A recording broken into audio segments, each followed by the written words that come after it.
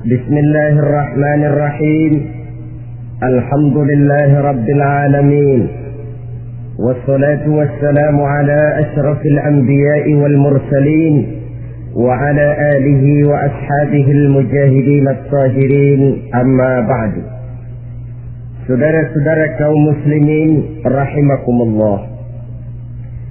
Pada dasarnya agama adalah aturan. Orang yang beragama adalah orang yang hidup memakai aturan. Berbeda dengan undang-undang hukum pada umumnya, maka aturan agama ini tidak hanya berisi perintah dan larangan. Ia di samping berisi perintah juga berisi anjuran, pembolehan, pencelaan, dan larangan. Dalam bahasa yang lebih dikenal, perintah adalah sesuatu yang apabila dilaksanakan beroleh pahala, sedang apabila ditinggalkan mendapat sanksi dosa. Amalan semacam ini dinamakan amalan yang wajib. Sedangkan anjuran, sesuatu yang apabila kita kerjakan beroleh pahala, apabila kita tinggalkan tidak beroleh dosa. Amalan semacam ini dikenal dengan amalan sunnah. Pembolehan adalah sesuatu yang boleh saja, artinya boleh dikerjakan, boleh pula ditinggalkan, dan amalan semacam ini kita sebut dengan amalan mubah. Pencelaan adalah sesuatu yang berpahala jika ditinggalkan, tapi tidak berdosa manakala dikerjakan, dan ini dinamakan perbuatan yang makruh.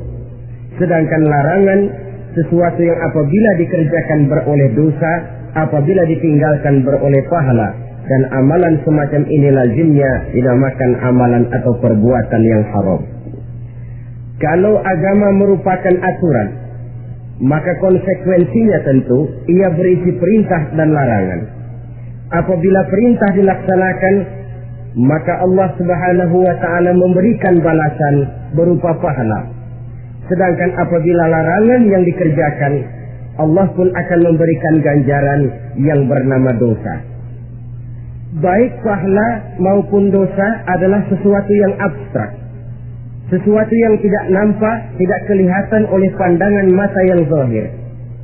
Itu sebabnya barangkali di zaman materialistis seperti sekarang ini, orang kurang tergerak mengejar pahala dan malah kadang-kadang terangsang untuk berbuat dosa, karena pahala dan dosa sesuatu yang tidak kelihatan oleh pandangan mata yang zahir ini. Namun sungguh pun demikian, pahala dan dosa bisa mendatangkan kebahagiaan atau kegelisahan batin. Bersabda Rasulullah sallallahu alaihi wasallam, "Idza sarratka hasanatuka wa sa'atka sayyi'atuka fa anta mu'min." Apabila perbuatanmu yang baik menyebabkan engkau bahagia, apabila perbuatanmu yang baik menyebabkan engkau gembira, dan perbuatanmu yang jahat menyebabkan engkau jadi susah, itulah tanda bahwa di hatimu masih ada iman. Artinya, belum tentu orang yang berbuat baik merasa bahagia dengan kebaikan yang dikerjakannya. Dan tidak selamanya orang yang berbuat jahat sanggup menyesali perbuatan jahatnya. Oleh karenanya, apabila iman masih ada, apabila hati masih hidup, perbuatan yang baik menyebabkan orang gembira, perbuatan yang jahat menyebabkan orang susah dan gelisah hatinya. Ini mengandung pelajaran. Sekali kita berbuat baik, jangan sekali-kali menyesali kebaikan itu. Sebaliknya, satu kali kita melakukan kesalahan, hendaknya selalu menyesalinya. Kadang-kadang dalam kehidupan, karena orang tempat kita berbuat baik itu rupanya membalas air susu dengan air tuba, kita lalu menyesali kebaikan. Lahirlah kata-kata nyesal saya nolong dia. Ibarat pepatah katanya, nolong anjing kejepit. Waktu kejepit setengah mati kita tolongin, begitu selesai dia dari kejepitnya malah kita digigitnya. Saudara hadirin yang saya muliakan, dalam kehidupan sehari-hari barangkali ini kena filsafat yang disebut dorong mobil mogok. Ketika mobil mogok setengah mati kita dorong, begitu mesin hidup ditinggalkannya kita di belakang. Sesungguhnya perbuatan kita yang baik tidak harus disesali. Karena disesali atau tidak, toh perbuatan itu sudah kita lakukan. Dan penyesalan atas segala kebaikan hanya akan mengurangi nilai pahala kebaikan itu sendiri. Berbahagialah apabila berbuat baik, walaupun orang yang kita melakukan kebaikan membalasnya dengan kejahatan. Menyesalah apabila berbuat kesalahan, apabila melakukan dosa, karena itu pertanda nilai iman yang masih hidup dalam jiwa kita. Saudara-saudara kaum muslimin yang berbahagia, jadi sungguh pun pahala dan dosa sesuatu yang abstrak, efeknya jelas dia mendatangkan kebahagiaan atau membawa kepada kegelisahan batin di dalam kehidupan manusia. Orang di zaman materialis kurang terangsang berbuat pahala dan terdorong melakukan dosa. Kenapa? Karena pahala tidak kelihatan, dosa tidak nampak. Kalau pahala kelihatan, barangkali nggak kuat kita mikul pahala. Kalau dosa benjol, umpama tiap bikin dosa palanya benjol, barangkali sudah nggak karu-karuan kepala kita. Baik pahala, baik dosa, sesuatu yang tidak nampak oleh pandangan mata zahir, tapi yang punya efek dalam kehidupan ini. Orang yang banyak pahalanya dengan orang yang banyak dosanya, kalau dia berjalan barangkali sulit kita membedakan. Tapi efeknya dalam kehidupan ini jelas adanya. Sesuatu yang bernama pahala kita perlukan, karena hidup tidak berhenti hingga di sini. Sesuatu yang bernama dosa harus kita hindarkan, karena ada kelanjutan sesudah hidup yang sekarang ini, kehidupan dari satu pertanggungan jawab. Itu sebabnya Imam Ghazali dalam bahasa yang indah sekali berpesan, "Jadidi safinah fa innal bahra amir, wa khuziz zat fa inna safara ba'id." Perbarui selalu kapalmu, rawat, jaga baik-baik, dandani kapalmu, fa innal bahra amir, karena sesungguhnya lautan ini sangat dalam. Satu bahasa yang indah dari tamsil terhadap kehidupan. Perbaiki kapalmu karena lautan ini sangat dalam. Artinya, jaga baik-baik hatimu. Pelihara iman dan keyakinanmu.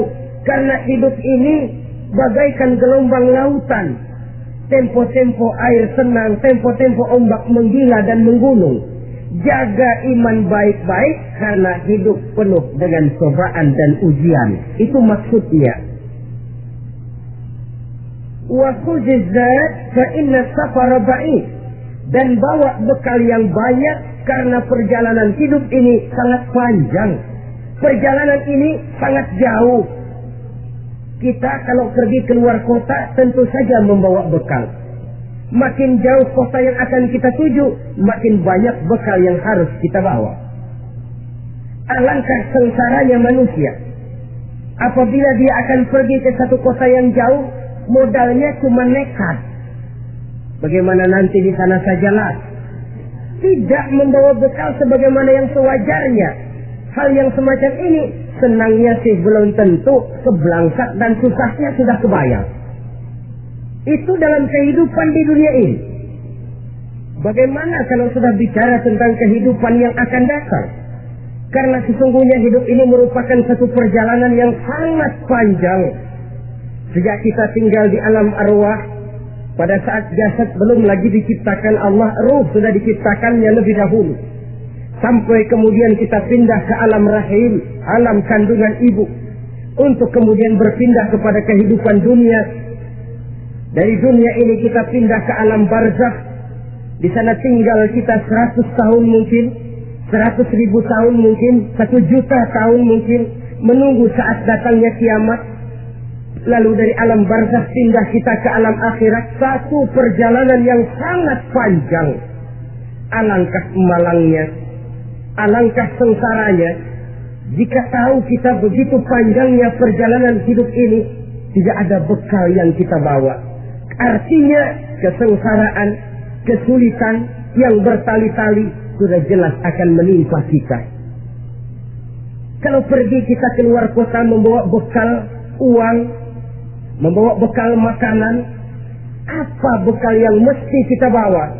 Apabila kita kembali ke alam barzakh, kembali ke alam kubur, berkumpul di padang mahsyar di akhirat nanti, nasi yang mau kita bawa, uang yang mau kita bawa, Tentu tidak lagi, karena kehidupan materialis selesai di atas liang lahat.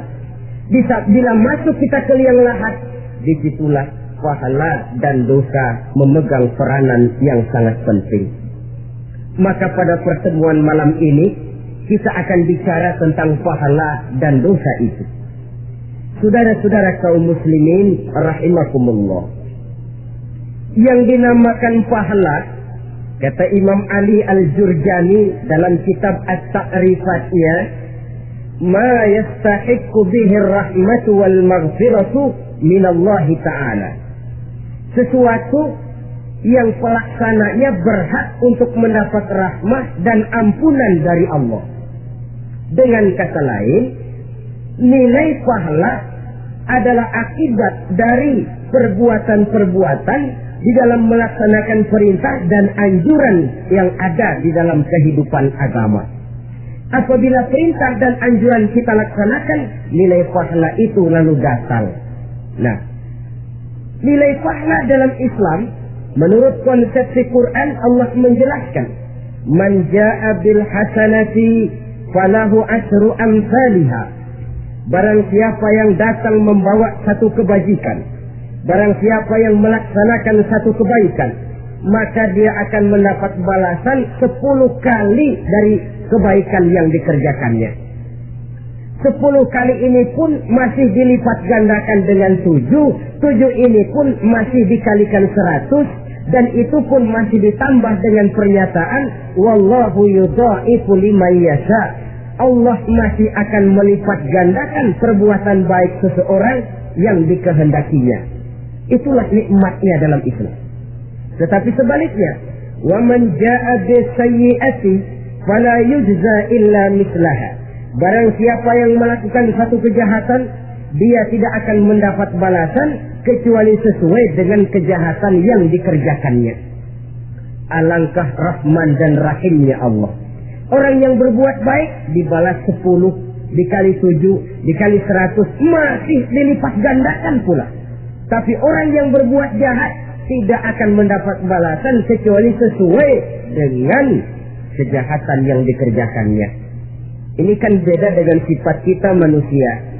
Kita ini kadang-kadang kalau dijitak membalasnya mukul. Tapi kalau orang berbuat baik kepada kita, kita enggan untuk berbuat baik kepada orang tadi.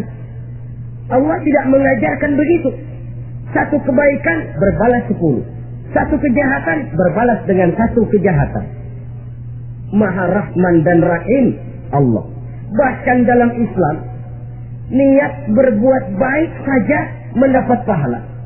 Sedangkan niat berbuat jahat belum ditulis merupakan satu dosa sampai kejahatan itu dikerjakan oleh orang yang niat tadi. Umpamanya, saudara niat, nanti malam giliran pengajian saya mau hadir di majelis taklim. Pas datang waktu malam, hujan turun sangat lebat. Saudara berhalangan datang ke majelis taklim. Saudara sudah mendapat pahala niat. Tapi saudara niat, nanti malam kalau turun hujan, saya mau bongkar rumahnya si fulan, saya mau curi seluruh harta bendanya. Ternyata malam saudara tidak mengerjakan perbuatan itu belum ditulis dosa sampai perbuatan itu benar-benar dikerjakan.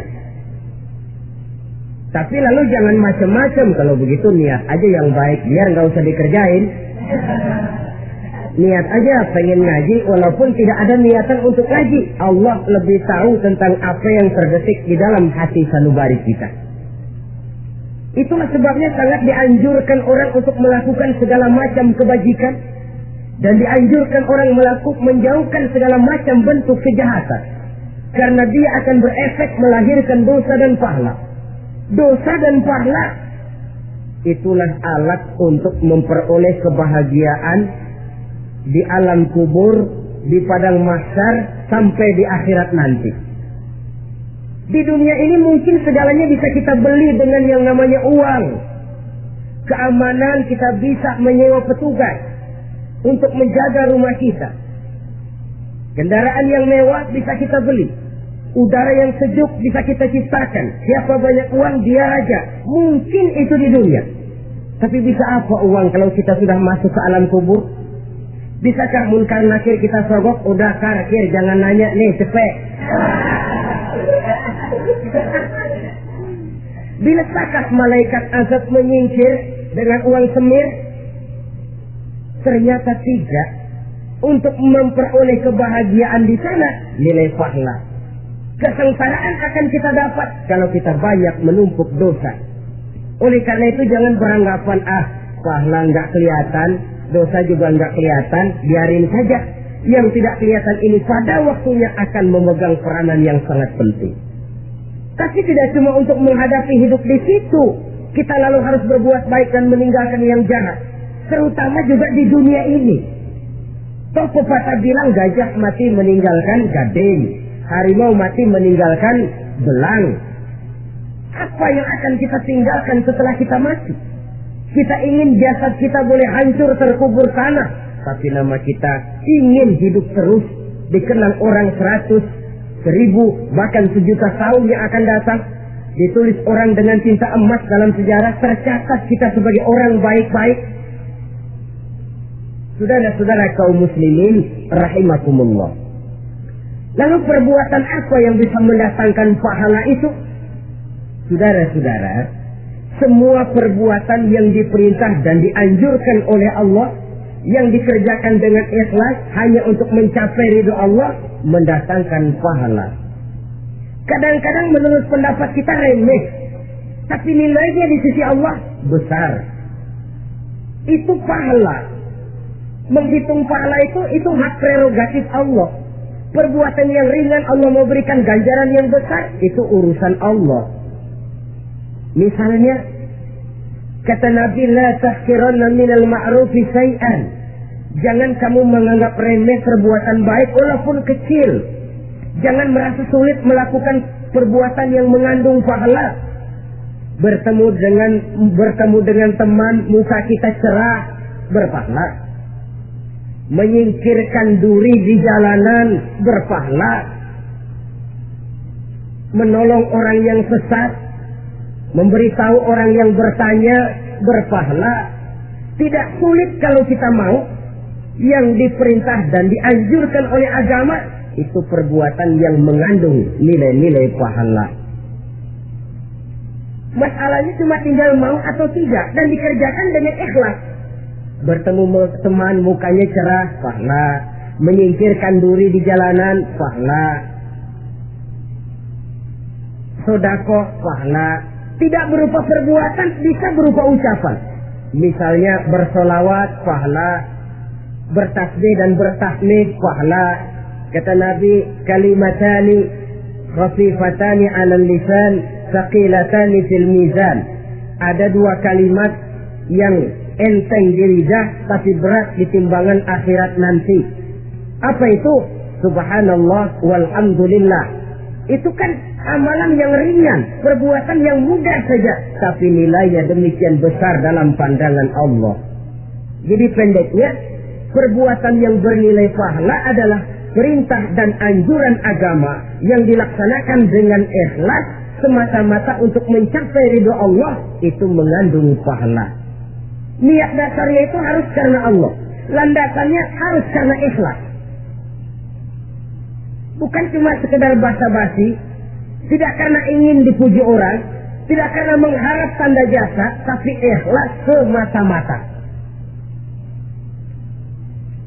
Dari perbuatan yang paling kecil dan mudah sekali sampai kepada amalan-amalan yang besar dan memerlukan biaya yang besar, seperti melaksanakan ibadah haji, seperti jihad fi sabilillah, membangun masjid, membangun pondok-pondok pesantren, membangun pusat-pusat kesehatan, membangun jalan-jalan umum, termasuk menjaga keamanan. Jangan dikira loh, si Samling umpamanya, menjaga keamanan kampung tidak berpahala. Kalau diniatkan ibadah, menjaga ketenangan warga supaya mereka tekun ibadah, ikhlas karena Allah, itu juga bernilai ibadah. Keluar kita dari rumah, pergi pagi, pulang sore, peras keringat, banting tulang cari nafkah buat menghidupi anak istri kita. Kalau diniatkan ibadah, melaksanakan kewajiban sebagai kepala rumah tangga, membantu orang tua sebagai anak, itu juga perbuatan-perbuatan yang mengandung pahala. Yang terbaik sesuai dengan bidang kehidupan kita. Ada orang yang dinamakan abid, ahli ibadah, pahala yang paling baik bagi dia banyak-banyak tahajud, sembahyang malam, wirid, zikir, tasbih. Ada yang dinamakan orang alim, pahala yang paling baik buat orang macam ini mengajar, menyebarkan ilmu, mendakwahkan Islam. Ada yang disebut wali, pejabat pemerintah, petugas. Amalan pahala yang paling baik buat orang semacam ini melayani masyarakat, bekerja di bidangnya sesuai dengan profesinya. Saudara hadirin yang saya hormati, jadi dengan demikian perbuatan-perbuatan yang mengandung nilai-nilai pahala ini bisa perbuatan yang menurut kita kecil namun punya nilai besar. Apalagi perbuatan besar dengan biaya yang besar, tentu makin besar juga pahala yang disediakan oleh Allah Subhanahu wa Ta'ala. Oleh karenanya, kalau kita bercermin dari ayat Quran, hidup ini kesempatan untuk berbuat baik. Huwallazi khalaqal mauta wal hayata liyabluwakum ayyukum ahsanu amal. Dialah Allah Tuhan yang telah memberikan hidup dan mati kepadamu untuk menguji kamu, siapa di antara kamu yang paling baik amal perbuatannya. Jadi tidak saya rinci, tapi cukuplah satu penjelasan global. Perbuatan yang berpahala adalah perbuatan melaksanakan perintah Allah atau anjuran Allah dengan dasar ikhlas, dengan tujuan untuk mencapai ridho Allah semata-mata. Lalu apa perbuatan yang mengakibatkan dosa itu? Saudara-saudara, dosa lahir akibat melakukan larangan Allah atau mengerjakan yang dicelaknya. Nah, para ulama ada yang membagi dosa itu menjadi dua bagian. Ada dosa-dosa kecil, ada dosa-dosa besar. Tetapi sebenarnya ditinjau dari segi hakikatnya, kalau sudah melakukan satu kesalahan yang mengakibatkan dosa, jangan dilihat besar dan kecilnya, tapi kepada siapa dosa itu kita kerjakan. Sebab kalau dosa kita anggap satu yang kecil, orang akan terangsang untuk mengerjakan yang kecil-kecil saja. Sehingga dengan demikian, yang kecil pun akan menjadi besar kalau ditumpuk-tumpuk. Sedangkan yang besar bisa saja menjadi kecil kalau selalu diiringi dengan permohonan ampun kepada Allah. Itu sebabnya para ulama sufi, orang-orang tasawuf mengatakan la saghair ma'al istimrar wa la kabair ma'al istighfar. Tidak ada dosa yang kecil kalau dikerjakan terus-menerus, dan tidak ada dosa yang besar kalau digempur tiap saat dengan perbuatan istighfar atau memohon ampun kepada Allah Subhanahu wa Ta'ala. Cuma saja pada umumnya, karena dosa-dosa kecil itu lebih mudah taubatnya, dan ada janji Nabi, barang siapa yang meninggalkan dosa-dosa besar akan diampuni dosa-dosanya yang kecil-kecil. Oleh karena itu, pada kesempatan ini kita akan juga bicarakan apa saja yang termasuk klasifikasi dosa-dosa besar, dengan harapan kita bisa menjaga diri, menyelamatkan diri jangan sampai terjatuh ke dalam dosa-dosa yang besar tadi. Tetapi bukan berarti kita harus terangsang melakukan dosa-dosa yang kecil. Biarin kecil ini tobatnya gampang. Dosa kelas teri. Dosa itu kan tidak kelihatan. Lalu terangsang melakukan perbuatan dosa-dosa walaupun kecil. Kalau berlarut terus-menerus dia akan tumbuh menjadi dosa yang besar. Oleh karenanya jangan sampai mengundang pengertian kalau kita membicarakan dosa-dosa yang besar lalu terangsang melakukan dosa-dosa yang kecil. Karena bagaimanapun juga dosa kecil dan dosa besar sama dalam arti kepada Allah kita melakukan kesalahan. Dan dosa yang kecil pun kalau bertumpuk dia akan menjadi banyak. Saudara-saudara kaum muslimin rahimakumullah, ada beberapa jenis dosa-dosa besar. Jenis yang pertama, asyirku billah, syirik atau menyekutukan Allah. Dari sekian deretan dosa-dosa besar, Syirik ini merupakan bapak moyangnya dosa. Dedengkotnya dosa itu syirik, menyekutukan Allah. Bahkan dosa yang lain Allah masih mau mengampuni. Tapi kalau sudah syirik, menyekutukan Allah, itu sudah satu dosa yang tidak berampun sama sekali. Oleh karena itu tepat pesan Imam Ghazali tadi. Jadi di safinah fa innal bahra amin. Jaga iman, pelihara akidah, dandani kapal. Karena hidup ini gelombang lautan sangat dalam, hidup banyak cobaan. Di dalam hidup di zaman sekarang ini, saudara bisa perhatikan, di mana tensi ekonomi tinggi, lapangan kerja sulit, persaingan hidup makin tajam, sifat egois dan individualis tumbuh di mana-mana, rasa solidaritas sosial menurun, sifat gotong royong musnah, orang mudah potong kompas, potong jalan, ingin cepat kaya, ingin cepat naik pangkat, ingin dapat kedudukan. Kadang-kadang akidah pun terjual, akidah pun musnah, jatuh ke jurang syirik pun tidak jadi soal. Itu yang kita khawatirkan. Kalau dosa-dosa yang lain Allah masih mau mengampuni, tapi kalau sudah jatuh kepada syirik, Allah sama sekali tidak akan memberikan ampun. Dalam kaitan dengan ini barangkali tepat sinyalemen Imam Ali itu. Andai kata kemiskinan merupakan satu kepribadian, saya akan membunuhnya lebih dahulu. Artinya memang kemiskinan ini sering mendorong orang kepada jurang kemusyrikan. Tidak tahan menghadapi godaan perut akibat tensi ekonomi yang tinggi, lapangan kerja yang sulit. Iman pun jadilah ditukar dengan 3 liter beras. Akidah pun jadilah dibarter dengan 3 bungkus supermi, dengan pakaian bekas, dengan obat-obatan. Tidak jadi soal baginya mengejar kebahagiaan yang relatif singkat dengan mengorbankan kebahagiaan yang abadi. Persis ibarat pepatah, nyari jarum tampak hilang. Mencari sesuatu yang kecil, yang besar jadi sia-sia. Membela perut, mengorbankan akidah. Na'udzubillah summa na'udzubillah. Saudara-saudara kaum muslimin rahimakumullah. Ini fakta. Ini kenyataan. Dan hal semacam ini tidak bisa diatasi cuma dengan ceramah, simposium, diskusi, seminar. Apalagi Nabi berpesan, solahu ummati bil ilmi wal mal. Umatku hanya bisa menjadi baik akidahnya dengan ilmu dan harta. Itu bahasa Nabi. Kalau bahasa kita sekarang, dengan ekonomi dan pendidikan. Ilmu, pendidikan, ekonomi, harta. Tanpa itu sangat besar kemungkinan kita bisa menjual akidah terjerumus di lembah kemusyrikan.